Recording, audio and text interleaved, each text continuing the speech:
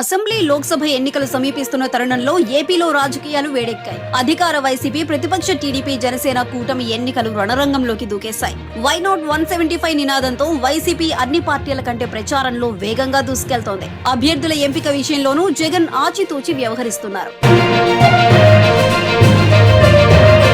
ఇప్పటికే 8 విడతలుగా అభ్యర్థులను ప్రకటించిన ఆయన మరికొన్ని రోజుల్లోనే అన్ని స్థానాలకు అభ్యర్థులను ప్రకటించనున్నట్లు తెలుస్తోంది. ఇక ప్రచారంలోనూ సీఎం జగన్ తనదైన శైలిలో దూసుకుపోతున్నారు. సిద్ధం సభలతో అందర్నీ ఆకట్టుకుంటున్నారు. ఇటీవల నిర్వహించిన సిద్ధం సభలకు లక్షలాదిగా హాజరైన జనం మరోసారి జగనే సీఎం కావాలంటూ నినదించారు.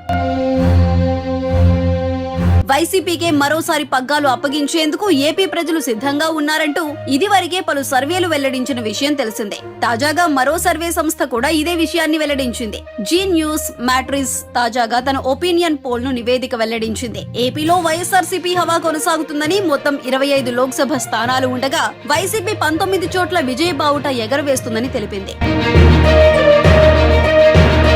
తెలుగుదేశం జనసేన కూటమి 6 స్థానాలకే పరిమితమవుతుందని అంచనా వేసింది. అంతేకాదు అసెంబ్లీ నియోజకవర్గాల ఫలితాలను సైతం జీ న్యూస్ మ్యాట్రిక్స్ అంచనా వేసింది. మొత్తం 175 అసెంబ్లీ స్థానాలకు గాను 133 అసెంబ్లీ నియోజకవర్గాల్లో వైసీపీ ఘన విజయాన్ని అందుకుంటుందని తెలిపింది. ఏపీ ప్రజలు సంక్షేమం, అభివృద్ధి వైపే మొగ్గు చూపారని పేర్కొంది. ప్రభుత్వం మీద ఎలాంటి వ్యతిరేక పవనాలు వీచట్లేదని స్పష్టం చేసింది. వైసీపీకి 48% మేర ఓట్లు పోలవుతాయని, టీడీపీ జనసేనకు 44% లోపే ఓట్లు పోలవుతాయని అంచనా వేసింది.